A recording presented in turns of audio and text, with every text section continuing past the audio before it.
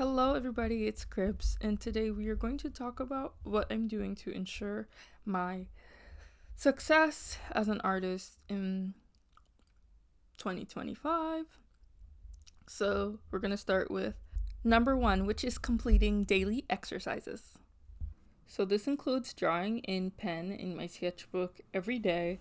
I'm allowed to take breaks, but I'm supposed to do 4 to 6 pages a day in order to complete the sketchbook and actually get back into traditional drawing like I like, because I have many sketchbooks and I want to buy more actually, but I'm not allowing myself to buy more sketchbooks until I finish this first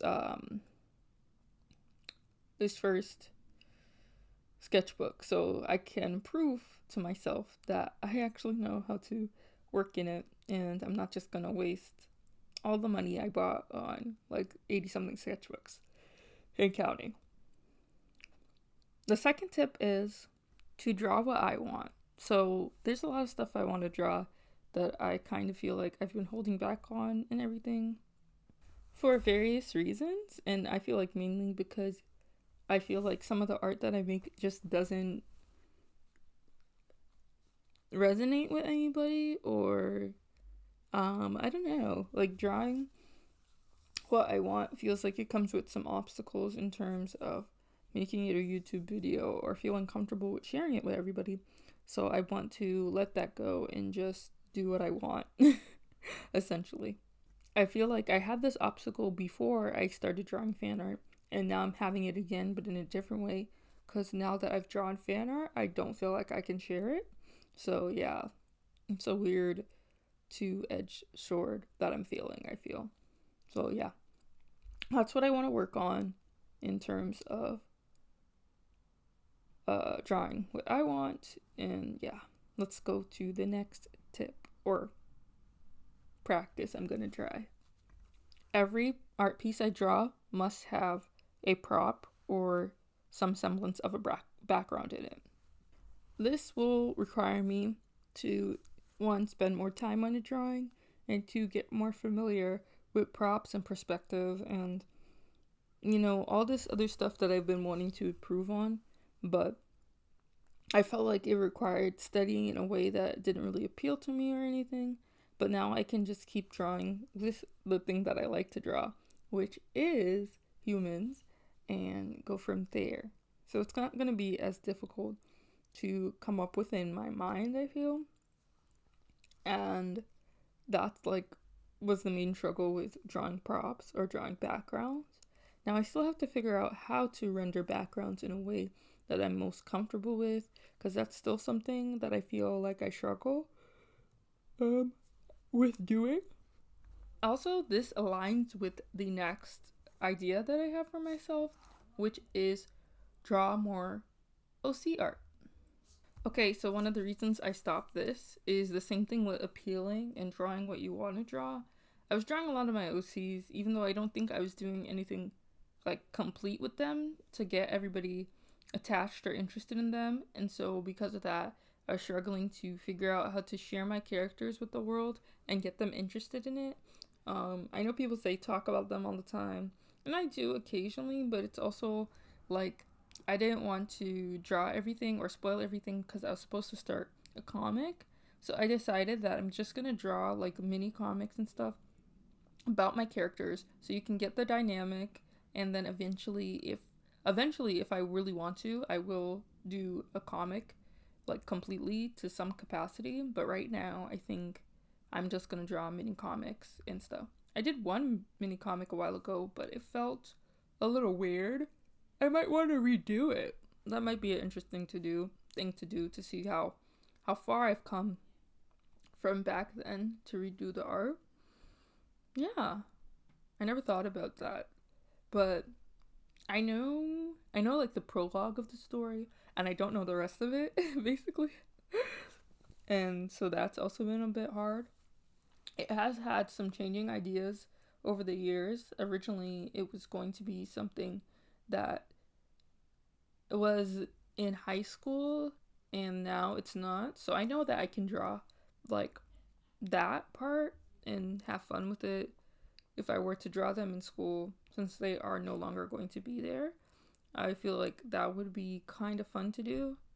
And there was also a world where I kind of wanted to be music focused and maybe have to do with a band. That might still be something in the works. But most recently, I decided it was going to be a comic about magical girls and, well, magical people essentially. And I wanted to change my character Zoe into a siren who could shift.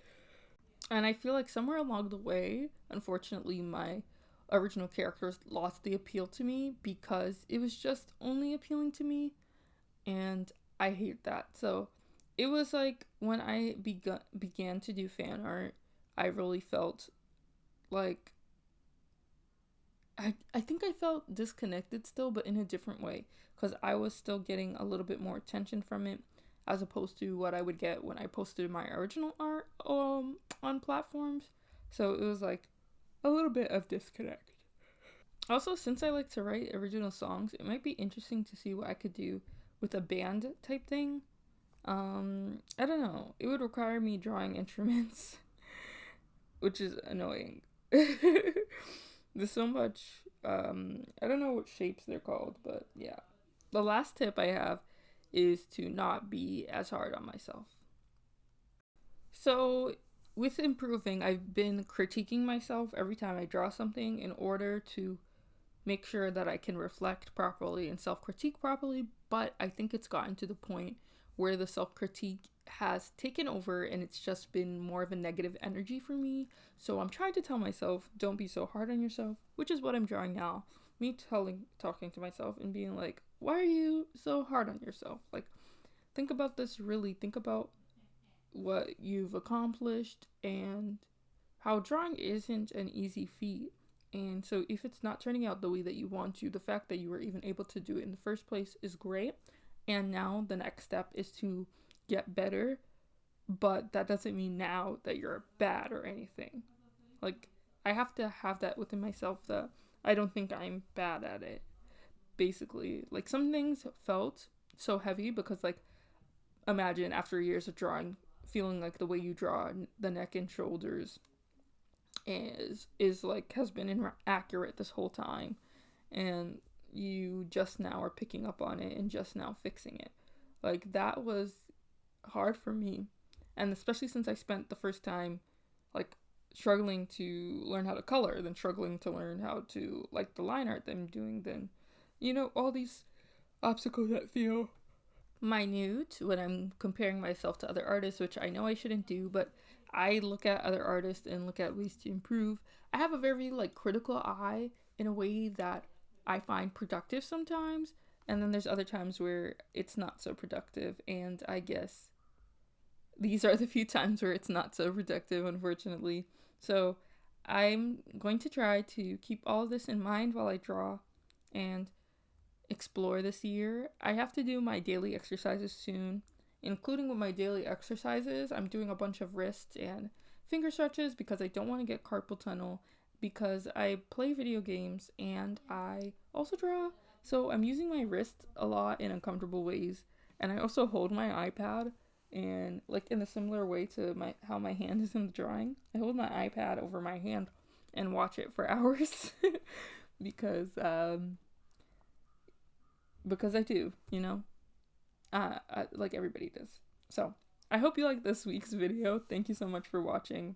Have a great day.